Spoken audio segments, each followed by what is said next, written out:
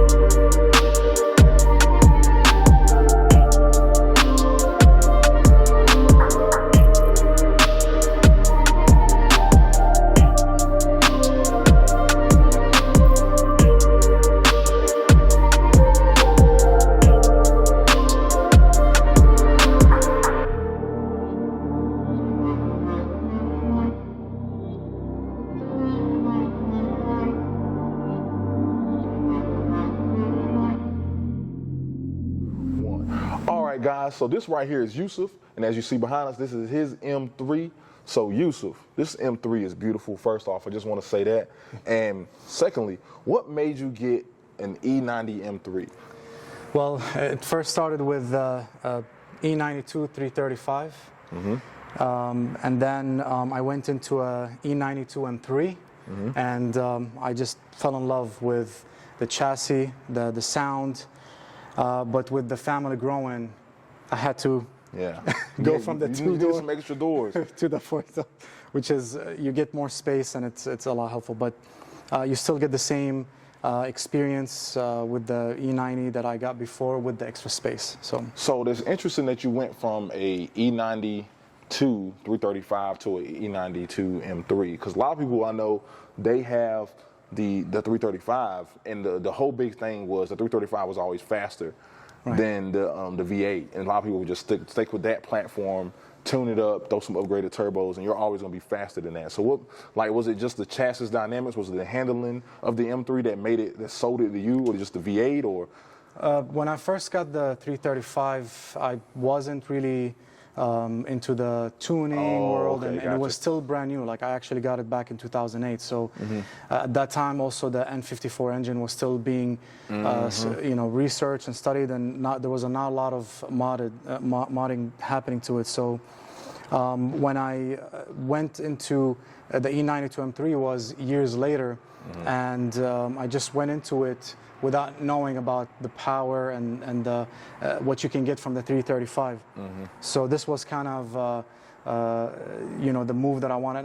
And when I did get the 335, I was always saying, like, oh, I wanted the M3. I wanted the M3. So yeah. so yeah, it makes sense. It makes sense. Yeah. So that makes sense, man. And this is what you can do to the M3. Yeah. Yeah. You can do a lot. You can do a lot to it, man. All right, everyone, so I'm gonna have Yousesef right now describe everything that he's done to the car as far as exterior wise. Right, so I made it very simple with the front limp from Palm Performance, and then I also have the air scoops from Mashimaru.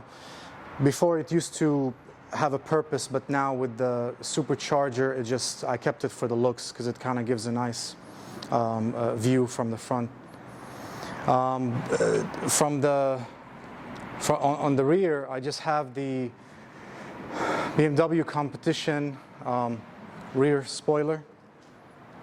I have a diffuser that's actually sitting in the house. I have not installed it yet. But one of the things that a lot of people notice and ask me about is the wheel setup, but it's a squared setup with 275 tires all around. So there's no spacers in the front, just 10 millimeters in the back. So it kind of gives it like that beefy look, where it shows kind of the wheels Okay, so what made you go with a square setup? Because you know this is a rear-wheel drive car. Yeah. So most people don't go with square setups on rear-wheel drive. They usually go with a staggered setup. Well, I'm not going to take the credit because the previous owner had it set up that way, and I was kind of debating because I've had a previous E92, and it was actually had the 245 in the front, 265 in the back. But when I saw it and I kind of started driving it around, I kind of liked the way it looked, and I was like, you know what, I'm just going to keep it that way. And it's kind of neat because you can keep rotating the tires. Yeah, so you can get more life out of your tires that way. Exactly. You just keep rotating the tires to get more life out of them. So, yeah, I mean, I would say it looks good. You guys can see right here on the camera. I mean, I thought it was staggered. So for him to tell me that they're actually the same size and just a spacer, it's kind of smart, man. If you want to get a little extra life out of your tires and you still want that staggered look, just throw a spacer on the rear, and you kind of get the same type of objective there. I mean, you don't get the extra meat from running a bigger tire and a wheel in the back, but you know, you just kind of have to figure out what your goals are. So the only thing that what was happening is, in the beginning, it kept rubbing on the inside whenever you're turning, and you hear like sounds and you think something's going bad. But then once it kind of it rubbed off pretty much. So now you don't. They don't have to worry about it. It rubbed took off. care of that. Yeah. So took care of its own issues. Yeah. It's self-healing, right? All right. So that looks good, man. So we got the lip down there, carbon. So I know you said you got a diffuser at the house. Is that going to be a carbon diffuser as well? Or it is. It's from Pump Performance as well. Okay. So. All right. Sounds good. So I don't know if you guys can kind of see in this grill here, but that doesn't look. So there's something behind that grill. And I know y'all see that little filter right there. So y'all know there's something's going on in this car. That's the heat exchanger, and this is, you know, the. Okay. So now we're gonna go ahead and move on to the performance side, because I mean I'm seeing some stuff done, and I know when he pulled up, I heard something. It sounded like I don't know, like a blower or something. There we go. Look at that thing right there. You can feel the heat coming from this thing. Woo. Yeah. So as you guys can see right there, that is an ESS tuning supercharger kit that he has thrown on this E92. Yeah, there's the G1 and the G1 Plus, but I went with the G1 kit first. The G1 Plus has a smaller pulley and also introduces meth into the whole equation. Okay. I've seen a lot of guys, one of the guys on Instagram, M3 Hungry, he's the one who helped out with, you know, I had a lot of questions for him, and he's running that kit. And I went with this kit. I wanted something that gives a little bit more. A lot of people ask me why the ESS, why not something else. There was the other one that I was really looking into it is the Harop, and it's more of more on the low end versus the top end, but I heard like they're not making it anymore. And with this kit, it's a lot more common, and a lot more people have it. So it helps when you have questions and how they're running it. But you have to do the rod bearings. Everyone says that that's the most important thing before you supercharge the car. So it also has a full titanium Akropovic exhaust. It's not the loudest, but I like how it sounds. It sounds, you know, it gives you a low bass sound. That's well, you know, this is the V8. You know, you throw a good exhaust on a V8, it's always going to sound good. It's going to be tough to make a V8 sound bad. You know, so. Yeah, well, there were some V8s that sounds, you know, but yeah. So I guess with this kit, with this ESS tuning kit, so I guess there's this intake that we're seeing down here. That is integrated. That is best. It comes with the kit, right? Yep, everything. Okay. It's just plug and play, right? All right. So I make it sound easy. I don't know, you know, thanks to the guys in your empire, they made the installation, and they did a great job with pretty much dealing with everything. We had something with the belt that was happening because they provide a belt that is. Because they give you two pulleys and the belt fits both either pulley. So it was we noticed that there was slipping, so we got a smaller belt, and it's right now we're not having any issues with it. It actually we ran it on a dyno again. We got 30 more horsepower. Oh wow! With just changing the belt. Just changing the belt. Yep. Oh wow! Nice. So I know you had this car on a dyno. Some people like to disclose their power. Some people don't, but it depends. So, you know, are you going to disclose your power today, or you just want to keep it? You want people to, you know? Well, I think it's already on the it's all over the Instagram, but it's over 500 to the wheel. So okay, nice. And I know these cars aren't known for torque, but how much torque are you making? It was around also over maybe 390, I think it was. Right at 400. I believe it was right at 400. Yeah, so, which is almost 100 from the stock, I think. Yeah, which is really good. Which is really good for these cars. I mean, these cars are already beast. If you can add to that, you know, it's just going to add to it. So, man, this thing is clean. Very, very nice build. You've done a great job picking the pieces for it. So I know everyone wants to hear it now. We want to hear this exhaust sounds. Yeah, let's do it. Yeah. You know, so let's go ahead and get some exhaust clips.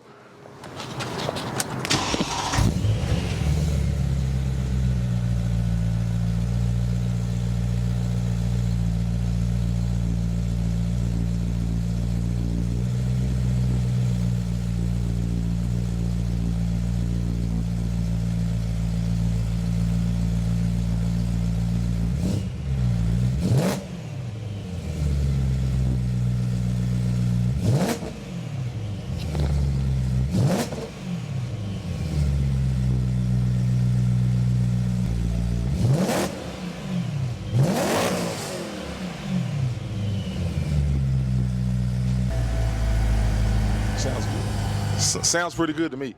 Sounds really good to me. All right, guys, so you guys got to comment down below. Let us know what you think of that exhaust clip. I think it sounds pretty good. Yeah.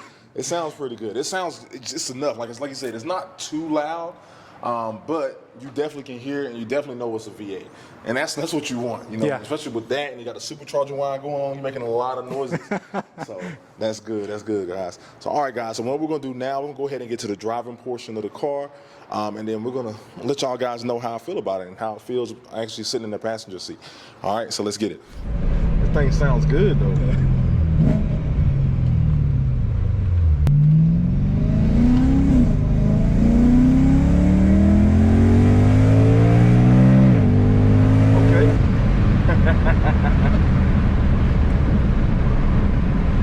And just like that, you're doing 30 miles an hour.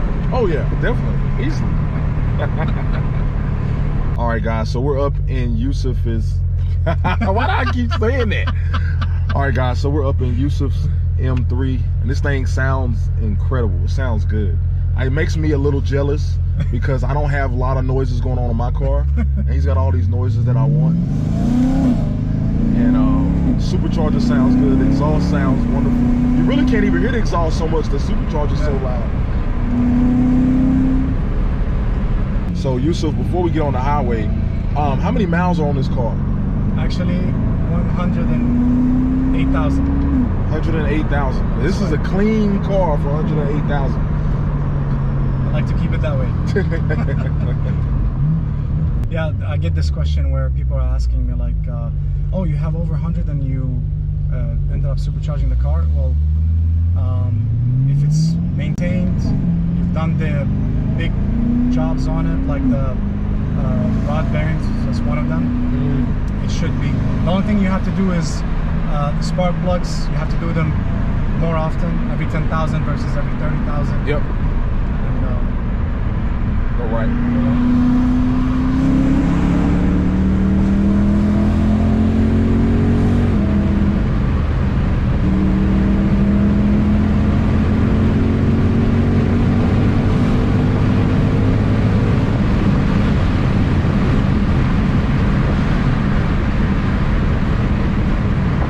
First time ever riding in a supercharged M3, and this thing moves, man. It's actually, a lot of people like joke on these cars or talk trash about it because it doesn't have a lot of torque, but you know, as long as you're up in the RPM and the power band, these things move.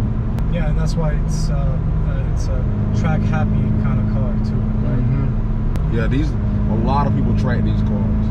All right, Yousesef, so I know with this being a V8 and it being supercharged, and you having a slightly heavy right foot than your left foot, you know. You know, I know a lot of people don't care, but gas mileage. You know, what kind of gas mileage are you getting? And have you noticed a difference since you supercharged it? It's a V8. You don't look at the gas mileage. That's a good answer. Good answer. Yeah, you just drive it and fill it up.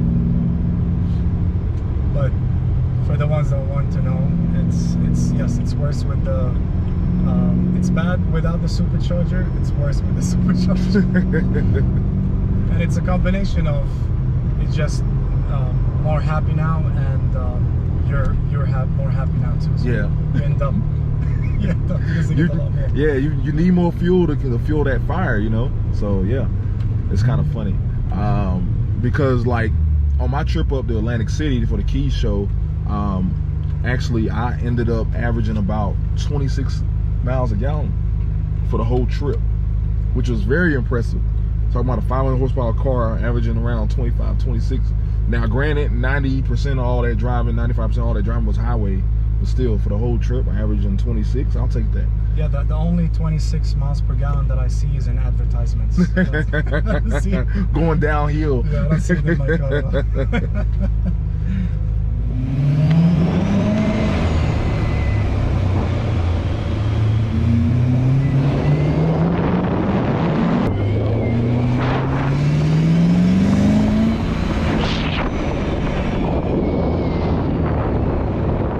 All right, everyone, so you can see the cars behind us right now. So again, I want to thank Yousesef for coming out today, giving me some of his time, also giving y'all some of his time today to do this review on this beautiful M3, man. I can really say, you know, after looking at his M3, I see why people love these cars so much. It's you get there's a certain nostalgia with this car, and I can really see why people love it. So thank you, Yousesef. You built a beautiful car. Is there anything you want to say? Anything you want to say to everyone? Get an E90 M3 right now. Well, right now the prices are a little high. I mean, you was already telling me yours is, you can probably get like 28 for yours with even 100,000 miles on it. I mean, the prices, right, as we all know, the prices on everything is kind of high. I mean, that's a lot of money. I mean, I got 43 for my M3, my M4. So if you can still get 30 for this, maybe I didn't sell my M4 high enough. No, that's what it sounds like. But again, everybody, appreciate y'all watching this video. Hope y'all like it. Comment down below. Let us know what you thought about it. And we'll holler at y'all later. Peace.